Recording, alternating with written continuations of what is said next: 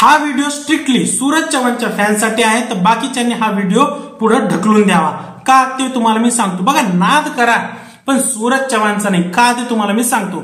सूरज चव्हाणच्या captainship मध्ये निक्की सूरजला भरपूर बोलली, अरबाज सूरजला भरपूर बोलला, ए तुला कळत नाही का कॅप्टन, तू काय करतोय, तुला दिसत नाही का.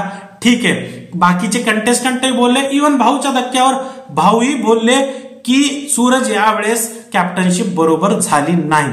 सूरज निक्कीला काही बोलला नाही, सूरज अरबाजला काही बोलला नाही, बाकीच्या कंटेस्टंटला काही बोलला नाही आणि भाऊलाही बोलला नाही.